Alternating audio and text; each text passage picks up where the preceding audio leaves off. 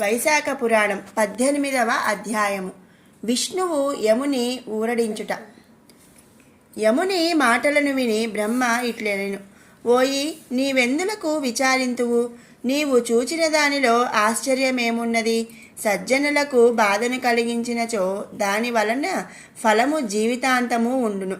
శ్రీహరి నామమును ఉచ్చరించినంతనే విష్ణులోకమును చేరుదురు.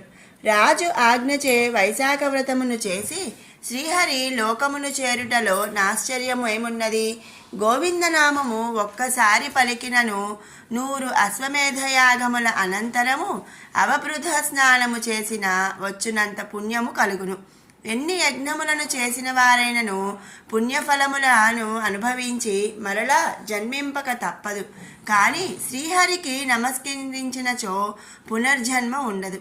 శ్రీహరి నామము ఉచ్చరించిన వారు కురుక్షేత్రమునకు పోనవసరం లేదు.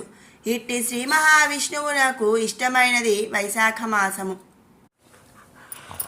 వైశాఖ ధర్మములను విన్నచో సర్వ పాపములను హరించును. మనలందరినీ సృష్టించి సర్వజగన్నాథుడు శ్రీ మహావిష్ణువు.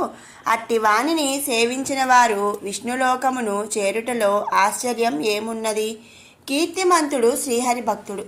శ్రీహరికి ఇష్టమైన వైశాఖమాస వ్రతమును చేసిన వారి యందు శ్రీహరి ప్రీతుడై వారికి సాయపడుట సహజమే కదా.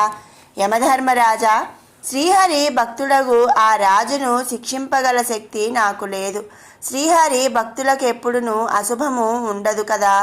అప్పుడు బ్రహ్మ యమధర్మరాజా, విష్ణు భక్తుడగు అతనితో నీవు విరోధపడుట మంచిది కాదు. నీకు కీర్తివంతులమైన పై కోపము ఉన్నచో మనము శ్రీహరి వద్దకు పోవుదము.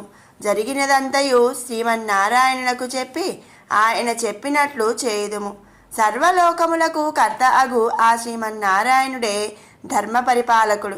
మనలను శిక్షించు దండధరుడు, మనలను ఆజ్ఞాపించు నియామకుడు. శ్రీహరి మాటలకు మనము బదులు చెప్పదగినది ఉండదు. కీర్తిమంతుడును శ్రీహరి భక్తుడగుటచే అతనికి బదులు చెప్పజాలము. మనము శ్రీహరి యొద్దకే పోవుదము అని యమధర్మరాజును వెంట నిడుకొని క్షీర సముద్రము కడకు ఏరి జ్ఞానస్వరూపుడు, నిర్గుణుడును, సాంఖ్యయోగములతో కూడిన వాడును, పురుషోత్తముడును అగు శ్రీహరిని స్తుతించెను. అప్పుడు శ్రీహరి వారికి ప్రత్యక్షమయ్యను. బ్రహ్మ యమధర్మరాజు ఇద్దరును శ్రీహరికి నమస్కరించిరి. శ్రీహరియు వారిద్దరినీ చూచి, మీరిద్దరూ ఎందులకు ఈచుటకు వచ్చితిరి? రాక్షసుల వలన బాధ కలిగినదా? యముని ముఖము వాడి ఉన్నదేమి? అతడు శిరసు వంచుకొని ఏల నుండెను. బ్రహ్మ ఈ విషయమును చెప్పమని అడిగెను. అప్పుడు బ్రహ్మ, మీ భక్తుడగు కీర్తిమంతుని పరిపాలనలో ప్రజలందరూ వైశాఖ వ్రతమును పాటించి విష్ణులోకమును చేరుచున్నారు. అందువలన యమలోకము శూన్యమై ఉన్నది. అందుచే ఇతడు దుఃఖపడుచున్నాడు. ఆ దుఃఖమును ఆపుకోలేక కర్తవ్యపరాయణుడగు యముడు కీర్తిమంతునిపై దండెత్తి వెళ్ళెను. తుదకు యమదండమును కూడా ప్రయోగించెను. సమస్త భోగములను జీవితములను విడిచి నా అందే ఆధారపడి ఉన్న ఉత్తమ భక్తుడినెట్లు విడిచెదను?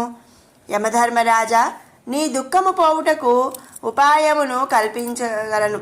నేను కీర్తిమంతు మహారాజునకు సంతుష్టుడనైన 10,000 సంవత్సరముల ఆయుర్దాయము ఇచ్చి తిని. ఇప్పటికీ 8,000 సంవత్సరములు గడిచినవి. ఆ తరువాత వేణుడను దుర్మార్గుడు రాజు కాగలడు. అతడు నాకిష్టములైన వేదోక్తములకు సదాచారములను నశింపచేయును, పెక్కు దురాచారములను ఆచరణలో ఉంచును.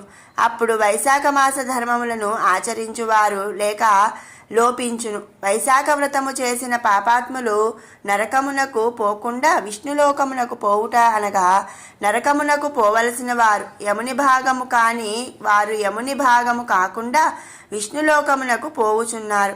ఇందులకు కారణమెవరు? రాజైన కీర్తిమంతుడు ఇతడు శాసనము చేసి బలవంతముగా ప్రజలందరినీ వైశాఖ ధర్మము ఆచరించు వారినిగా చేసెను.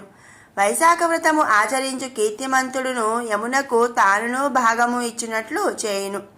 ఇందువలన యమధర్మరాజు మనస్సును కూరట కలిగినని శ్రీహరి అభిప్రాయము.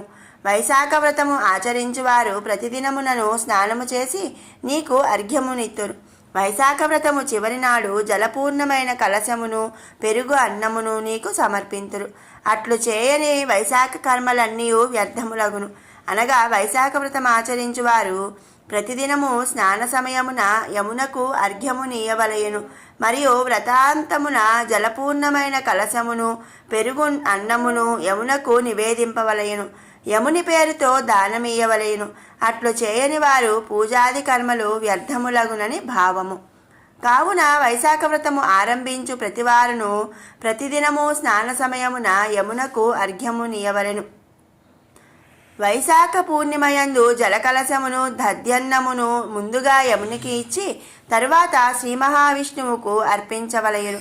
అటు తరువాత పితృదేవతలను గురువును పూజింపవలయను. తరువాత శ్రీ మహావిష్ణువును ఉద్దేశించి చల్లని నీరు పెరుగు కలిపిన అన్నమును దక్షిణ గల తాంబూలమును ఫలముల నుంచిన కంచుపాత్రను సద్బ్రాహ్మణులకు పేదవాడుగు వానికి ఇయ్యవలయను. బ్రాహ్మణుని తన శక్తికి తగినట్లుగా గౌరవించిన శ్రీహరి సంతసించి మరిన్ని వివరముల ఇయ్యగలడు. వైశాఖ వ్రతము ఆచరించు వారిలో భక్తి పూర్ణత ముఖ్యము. వ్రతధర్మములను పాటించినప్పుడు యథాశక్తిగా ఆచరించుట మరింత ముఖ్యము. ఇట్లు వైశాఖ వ్రతము ఆచరించిన వారు జీవించినంతకాలము అభీష్ట భోగములను అనుభవించుచు పుత్రులు పుత్రికలు మనుమలు మనుమరాండ్రు మున్నగు వారితో సుఖముగా శుభలాభములతో ఉండును. మరణించిన తరువాత సకుటుంబముగా శ్రీహరిలోకమును చేరును. కీర్తిమంతుడును యథాశక్తిగా వైశాఖ వ్రతమును దానము ధర్మములను ఆచరించి సకల భోగభాగ్యములను సర్వసంపదలను అనుభవించి తన వారితో శ్రీహరి సాన్నిధ్యమును చేరెను. వైశాఖ పురాణం 18వ అధ్యాయం సంపూర్ణం.